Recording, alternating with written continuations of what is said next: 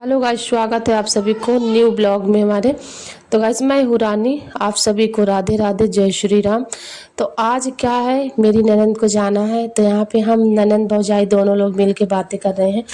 ढेर सारी बातें कर रहे थे क्योंकि बाहर यहाँ पे पड़ोस में बच्चे हैं ना, बहुत चिल्ला रहे थे। तो मैं सोची कि कहीं दिक्कत ना मेरे चैनल में आ जाए, तो इस वजह से मुझे वॉइस देना पड़ा। और यहाँ पे ननंद और मैं दोनों लोग मिल के बातें कर रही हूँ। और मतलब कि 25 दिन तो हमारे पास थी ये। अब आज जा रही हैं, 1 महीने बाद फिर आएंगे, दिखवाना है फिर से। तो फिर वही हम लोग बातें कर रहे थे। राघव को ये बोल रहे थे कि राघव अभी पढ़ाई में ध्यान लगाओ, उम्मीद राघव से है सभी लोगों को, माँ बाप हर चीज़ परेशानी तभी घर का दूर होगा। तो यही सब ननद हमारी समझा रही थी राघव को। तो मैं और ननंद भौजाई दोनों लोग मिल के बातें किए और बहुत सारी चीज़ें जितना मुझसे बन पड़ा मैं सेवा की। और जितना मुझसे बन पड़ा बाहर रह के मैं 25 दिन अपनी ननंद को अपने पास रखी थी। परेशानियां इनको भी थी क्योंकि प्रेग्नेंट है, तो फिर प्रेगनेंसी के दौरान बहुत सारी समस्याओं का सामना करना पड़ता है। एक लेडीज ही इस मोमेंट को समझ सकती है। और मेरे पास कोई शब्द नहीं है कि मैं इस बारे में बयां कर सकूं, क्योंकि सभी लेडीज़ों को इस चीज़ों से गुजरना पड़ता है जो माँ बनती हैं। तो मैं बन चुकी हूँ और जितना मुझे अनुभव था तो इनको मैं बताई हूँ। और मेरे तो दो दो बच्चे हुए हैं, तो दोनों बच्चों में मैं अकेले ही पालन पोषण की हूँ। और अकेले रह के यहाँ पे दिक्कतों का, क्योंकि हमारे हस्बैंड जी करते थे ड्यूटी और मैं मेरा छोटा वाला बेटा था। और मैं आप लोगों को बता दूं, मेरा हार्ट का ऑपरेशन भी हुआ था। फिर भी मेरा छोटा वाला बेटा हुआ हार्ट के ऑपरेशन होने के बाद, तो आप लोग समझ सकते हैं कितना प्रॉब्लम का सामना मैं की थी। और मेरे पास कोई लोग नहीं थे, मैं अकेले से हर काम करती। 9 महीने तक मैं की हूँ। और अनय होने के बाद फिर आई थी हमारी यही वाली ननद आई थी और सास आई थी। सास तो यहीं रहते थे, ससुर भी यहीं रहते थे, लेकिन उस समय पर हमारी हेल्प करने के लिए कोई नहीं आए थे, क्योंकि सभी के पास कुछ ना कुछ समस्या हो जाता है। तो ऐसे मेरे साथ भी हुआ था।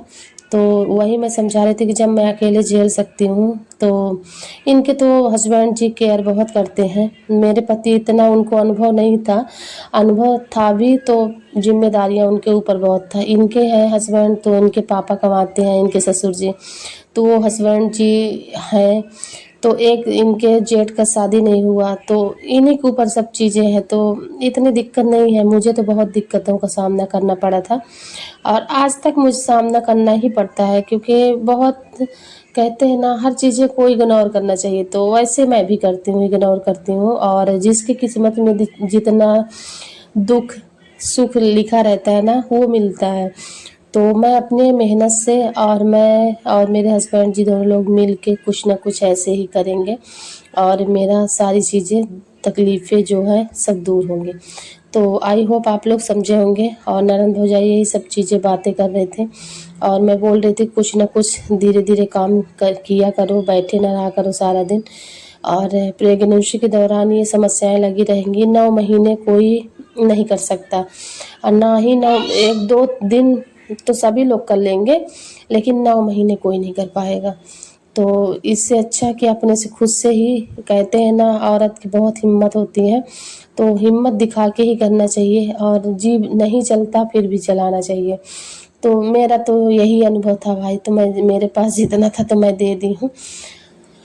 और चलिए गाइस, अभी ये जाएंगे और इन लोगों को मैं खाना पीना खिलाई हूँ। बना दी थी, मैं बोली कि शायद टिफ़िन ले जाएंगे, तो वो जीजा जी बोले कि नहीं टिफ़िन नहीं, मैं यही खाना खाऊंगा। तो इन लोगों को खाना खिला दी, थाली यही सामने रखी है, ये लोग खाए हैं, तो फिर मैं यहाँ पे इनके लिए रोटी में सेक दी थी।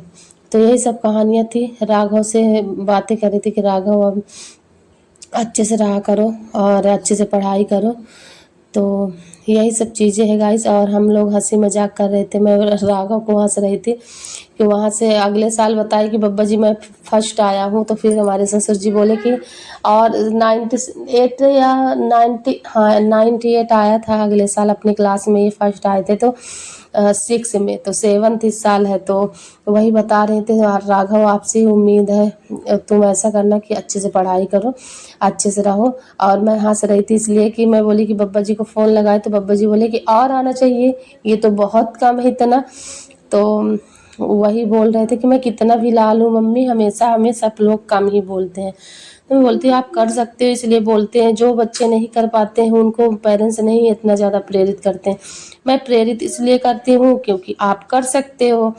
तो यही सब चीज़ें हैं, बच्चों को समझाना पड़ता है बच्चों को। और इनकी बुआ है, जब मैं आई थी ना तो ये लोग लगभग 16-17 साल की थी शायद। तो यही सब चीज़ें, अनय आ गए, अनय से बातें हुई, अनय बुआ के जाते समय इतना रोए, अनय बुआ कुछ बोली तो वो बोले नहीं मुझे नहीं पढ़ना है, तो वही हंस रहे थे कि अनय को नहीं पढ़ना है। तो हंसी मजाक करते हुए मैं यहाँ पे बातें कर रही थी गाइस, यही सब चीज़ें था। और क्या बोलूँ कुछ ना बोलूँ, ऐसा लगता है कि मेरा ज़्यादा मैं वॉइस देती हूँ मेरा सांस फूलने लगता है, तो इस वजह से मैं बहुत धीरे धीरे करके बोलती हूँ। और मुझे इतना ज़्यादा समझ नहीं आता कि आगे क्या बोलूँ। तो जितना मुझसे बन पड़ा आज वॉइस में देना पड़ा, क्योंकि बच्चे पड़ोस में है ना, तो इस वजह से। नहीं तो हम लोग इतना हंसी मजाक किए थे, आप लोगों को आनंद आता। आई होप आप लोगों को वॉइस में भी आनंद आएगा। यहाँ पे देख सकते हो राघव हमारे कुछ काम कर रहे हैं, गाड़ी लाए थे, गाड़ी के लिए आने इतना रोए थे क्या बताऊँ। अभी डैडी का इंतजार है, डैडी आएंगे तो डैडी से बहुत ज़्यादा रोएंगे। तो अभी हमारी ननद जी का समय था, ये आए नहीं थे ड्यूटी से, और ट्रेन अभी चली नहीं है। तो आज के समय में क्या होता है ना कि मोबाइल से आदमी देख लेता है, फिर जब चल देती है स्टेशन पहुंचने वाली होती तो फिर आदमी 10-5 मिनट पहले चल देता है। तो ये सुविधा अच्छी हो गई है मोबाइल से। मोबाइल अच्छा भी है ख़राब भी है, ख़राब अगर यूज करोगे तो ख़राब है, अच्छा करोगे यूज़ तो अच्छा है। तो यहाँ पे देख सकते हो राघव अपना पढ़ाई कर रहे थे, अरे पढ़ाई क्या गाड़ी चला रहे थे। और यहाँ पे मैं भी हूँ, और यहाँ पे ननद जी को गुजिया और सलोनी बनाई थी उसको मैं दे दी हूँ, नमकीन एक पैकेट मैं दी, तो वो बोली कि नमकीन भाभी कोई नहीं खाएगा, मैं नहीं ले जाऊँगी, और 1 महीने बाद फिर आएंगे। तो यही सब चीज़ें है गाइस। आने इतने रोने लगे थे कि जाते तक मैं दिखा थोड़ा सा पाई हूँ, बाकी दिखा ही नहीं पाई क्योंकि आने बहुत ज़्यादा रो रहे थे। तो यहाँ पे देख सकते हो ननद जी हमारी चल दी हैं, और यहाँ पे हस्बैंड जी आ गए, तो चाय मैं बनाई, चाय फटाफट से दी। और आने इतना परेशान करने लगे, देख सकते इतना रो रहे थे, इतना रो रहे थे बुआ के लिए कि क्या बताऊँ। पंग गए, अब 1 महीने में 2-4 दिन कम था, नहीं तो 1 महीना बीत गया, तो वही पंग गए। तो फिर हो गया, ये लोग ट्रेन को देख रहे हैं, ट्रेन चल दी तो ट्रेन चल दी, और फिर ये लोग बोले कि चलो फटाफट से निकलते हैं। तो चाय पिलाई, और मैं बोली कि जीजा जी हमारे बहुत चाय पीते थे, मतलब 4-5 बार तो चाय पी ही लेते थे क्योंकि बहुत चाय पीते हैं। तो मैं बोली चलो एक बार और पिला देती हूँ क्योंकि ट्रेन का चाय इतना अच्छा नहीं लगता है। तो यहाँ पे देख सकते हो हस्बैंड जी बोले बना दो, तो मैं बना देती हूँ। वहाँ पे ननद जी को गर्मी बहुत लगती है क्योंकि ऐसे हालत में तो गर्मी तो लगती ही है।